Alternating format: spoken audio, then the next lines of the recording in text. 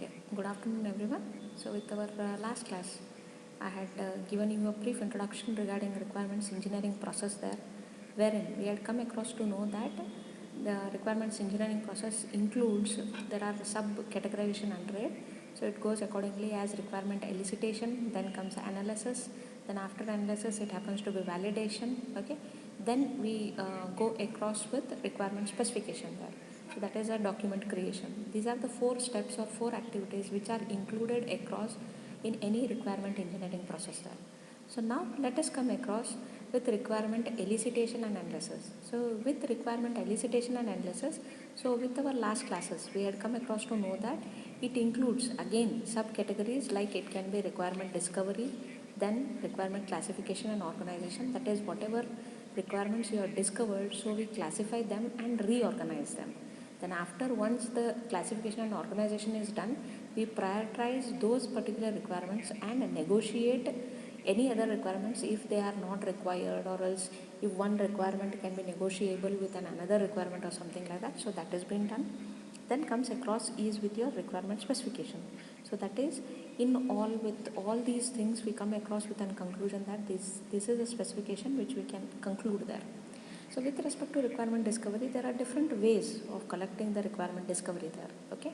So what are those? It can be an formal or informal speech, else it can be interviewing, okay. So similarly, we had left across in our last class with this term called as ethnography, okay. Now let us come across to know what do you mean by this ethnography.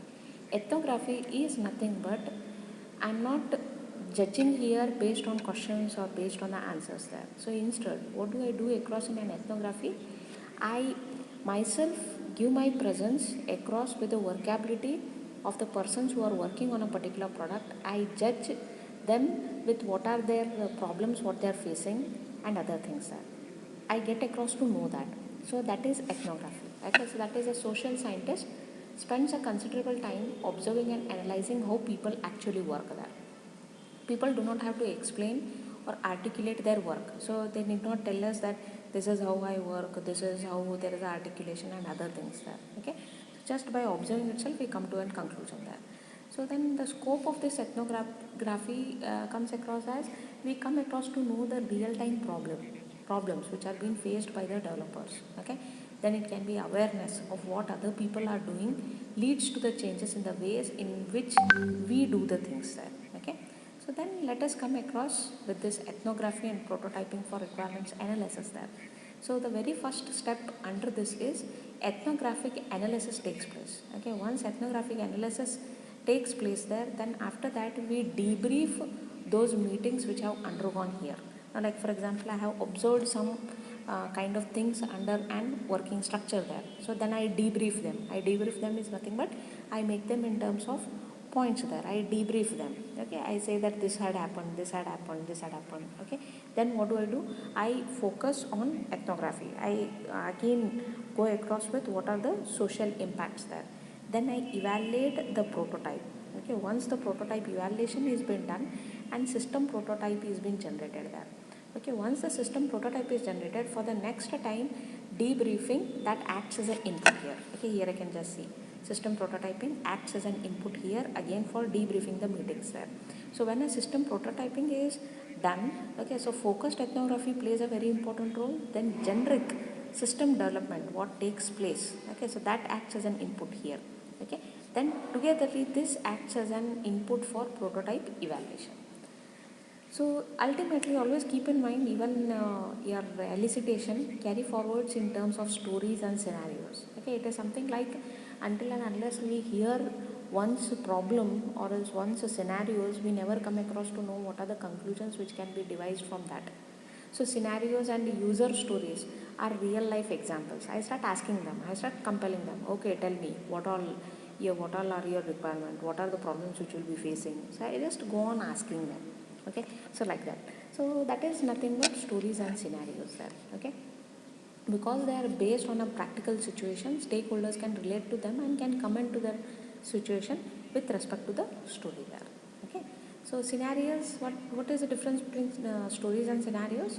Stories are just, it can be formal way or else informal. Scenarios are nothing but a structured form of user story. whatever your user stories are there, so it happens to be in a structured form. Okay, scenarios should include a description of the starting situation, description of the normal flow of events, then description of what can go wrong, information about the other concurrent activities, and the description of the state when the scenario finishes. Okay, so in all, it should have a description from the starting mode till the scenario finishes there. It can be under which situation it is going to start, what are the flow of events, what can go wrong if I de-address any kind of a input there, then information about other concurrent activities there.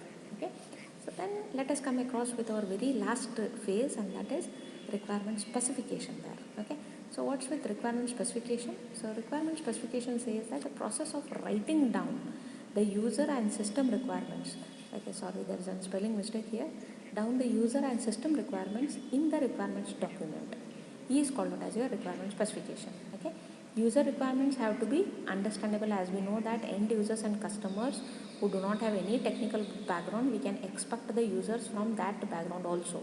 So collection of requirements from them, that becomes a challenge. Then the second one is system requirements, are more detailed one. So usually what kind or how are you going to implement it?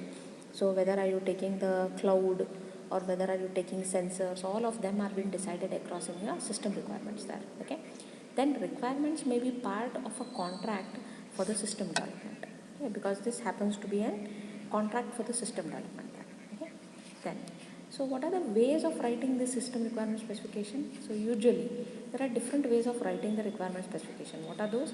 One is I can use directly the natural English language. Okay, natural language can be used.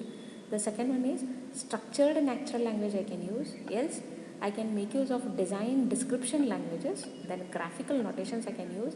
Mathematical specification. What do you mean by natural language? Anything, like for example I'll be very relatedly I'll be writing it in a very natural language. Okay, so whatever we come across with everyday communication, I can write it in that way. Else I can even make use of a structured natural language, okay, wherein it says that there should be prompts, there should be full points, there should be a past tense, and all those things should be considered there. Design description languages. So design description languages are nothing but wherein we come across with some programming language. It's something like writing pseudocodes. We make use of writing pseudocodes there. Then graphical notations. You have come across with an algorithm. Okay, algorithm, we write it. Okay, what is flowchart? It's a diagrammatic representation of algorithm. The same thing here also, you can use some graphical notation and give the notation for the system requirement specification, whatever we are doing. Then we are coming across with mathematical specification. So mathematical specification goes accordingly, like we can use some specifications which are required there. Okay, then what's this requirement and design? So always keep in mind, requirement should state what the system should do and the design should describe how it does this. Okay, in practice usually requirements and design are inseparable. Always keep in mind, they both go hand in hand. A system architecture may be designed to structure the requirements. The system may interoperate with other systems that generate a design requirements. Okay, so natural language specification, as I said, it is used for writing requirements because it is expressive. Why we usually prefer a natural language? Only because expressing there the things is quite very descriptive as compared to anything else. Okay, now if I ask you to write a statement in English, okay, so I'll just give you a statement and I'll ask you to convert it. Okay, one is I ask you to convert it in English as a language, one more I ask you to convert it into Hindi as a language, one more I ask you to convert it into your mother tongue. So the one most preferred or as most elaborative one will be your mother tongue. Why? Only because we are used with such natural language specifications there. So that is how natural language specification plays an important role there. So one thing is, always there are some guidelines for writing requirements. Why you have to maintain some guidelines for the same? Only because whenever we are maintaining a document, okay, so this document plays a very important role till maintenance as a phase in software development lifecycle. That is, till the product has been maintained for a certain duration of time. Till that time, your documents are being maintained there, your requirements, okay, of a customer. Only because cross verifications can be done at any time. Okay, so what are the guidelines here? The very first guideline is just maintain one standard format and use it for all the requirements. Do not maintain individually different formats there. Okay.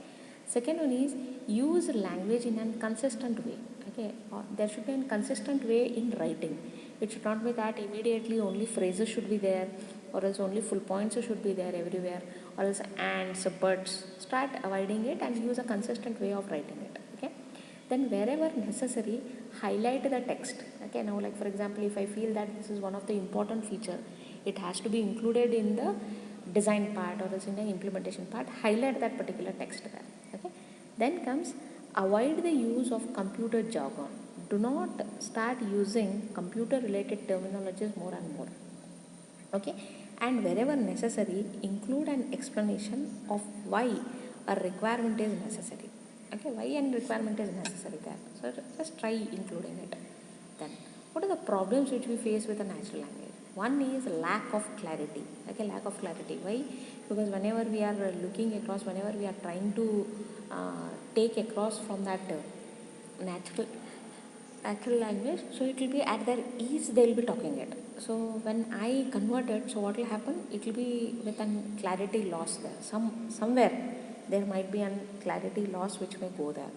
Else sometimes there might be confusion in the requirements. Okay, you are about to say something in your natural language, but I have deduced it in a different way. Okay, that can happen.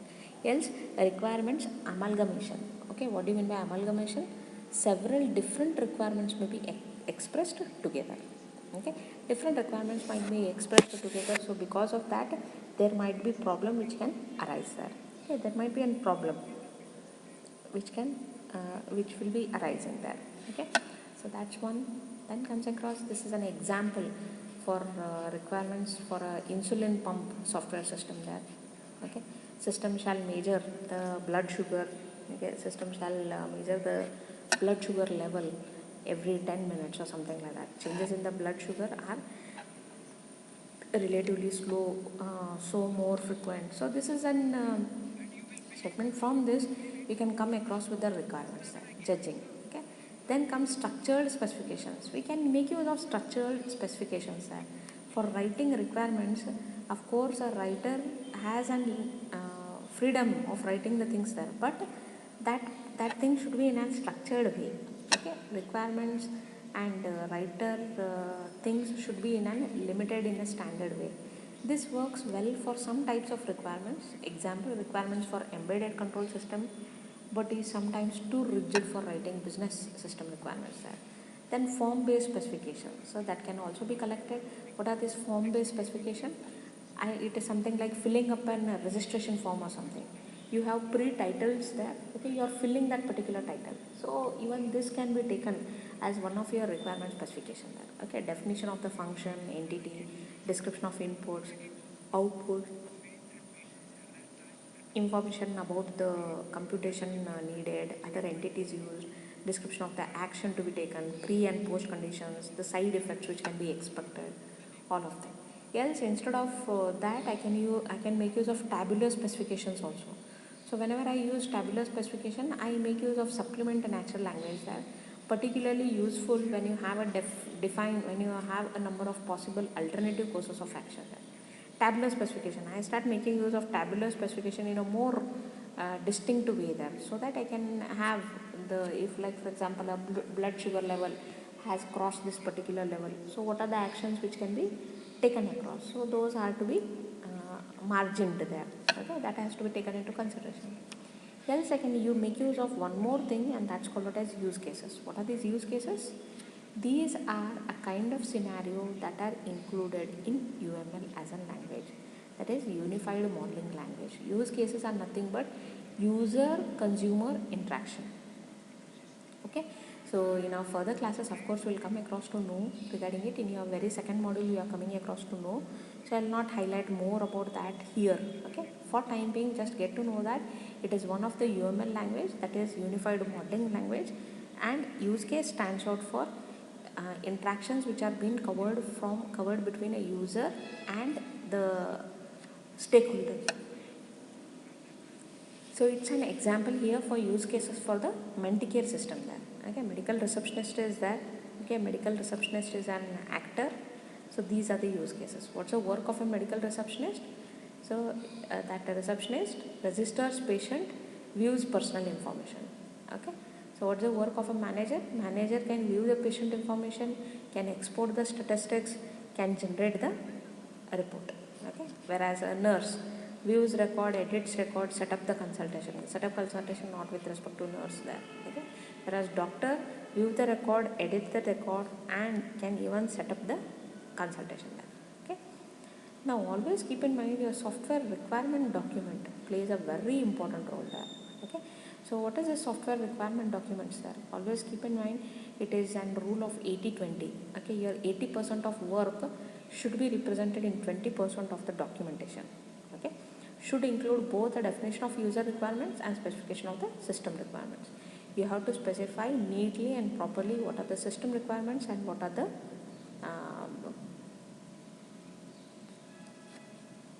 system requirements and what are the user requirements there. Okay, it is not a design document. As far as possible, it should set of what the system should do rather than how it should do. Okay, so for any requirements document, system customers, what is the view of system customers there? Okay, specify the requirements and read them to check that they meet their needs. Customers specify changes to the requirements. Okay, that's the work of system customers. Then comes what's the work of managers? Managers use the requirements document to plan a bid for the system and to plan the system development process there. System engineers use the requirements to understand what system is to be developed there. Okay.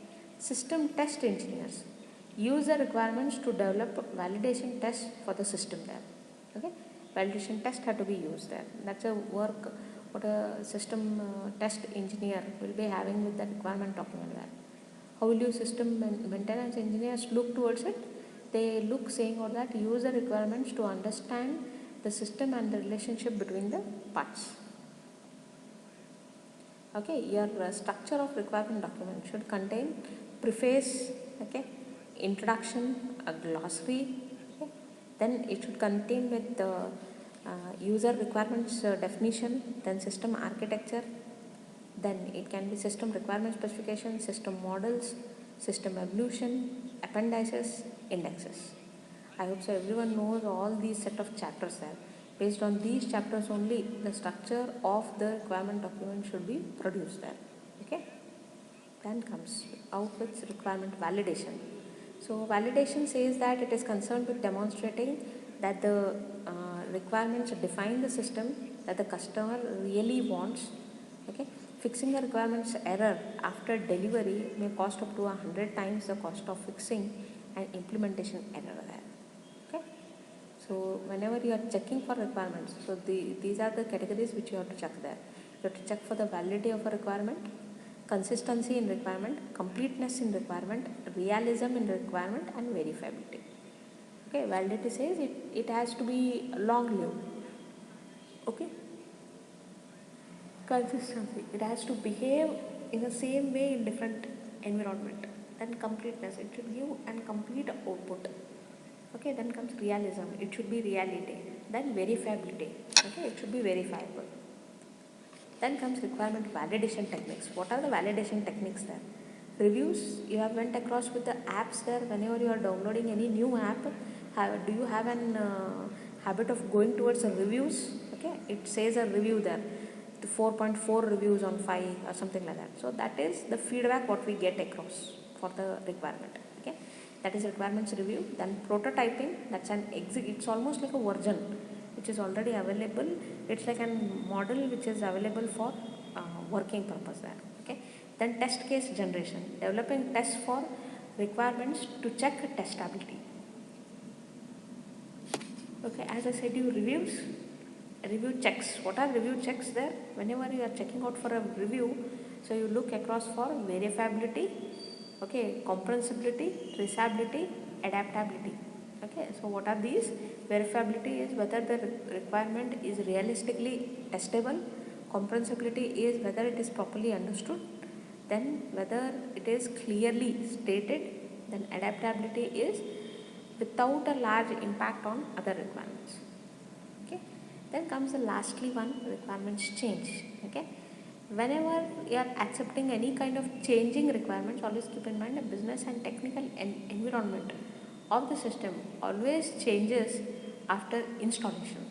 So that is nothing but wherein after the respective changes have been installed, only then you can say that the changes have been accepted there. Okay, the people who pay for a system and the users of that system are rarely the people, are rarely the same people there. Okay. Changing requirements are large systems usually have a diverse user community with many users having different requirements and priorities that may be conflicting or contradictory. The final system requirements are inevitable, okay, and it's a compromise between that. So ultimately, system, whenever you are going across for an with the changing of the requirements, be very cautious with that.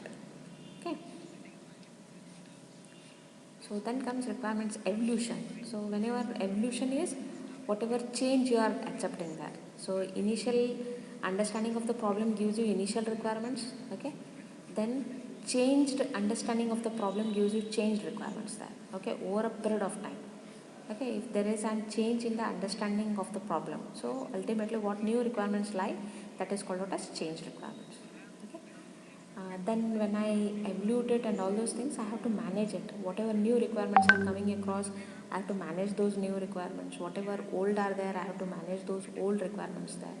So managing that is called out as requirements management there. Okay. So with requirement management plan, again under this we have different categorization. That is requirement identification, change management process, traceability policies, tool supports. Identification is you are identifying the requirements there. A change management process is there. If I make use of this particular requirement, what will be the cost which will be affecting my ultimate product there, and what will be the cost on behalf of system requirements. Okay, those all have to be judged there. Okay, then traceability, whether all of the requirements whatever is being specified, whether all of them are truly possible or what. Then you have to look out for whether the tools are supportive for the same or not. Okay, so this is all with your requirement management there. Okay, then similarly with change management, whenever you are saying change, immediately the changes does not exhibit there. Okay, we analyze that, we do and change analysis and costing on it, and then we implement it. Okay, so this is all with respect to your chapter 4, that's with requirements engineering process there. I hope so you all have got across to know. Okay, let us come across in our next class with the next section. Thank you.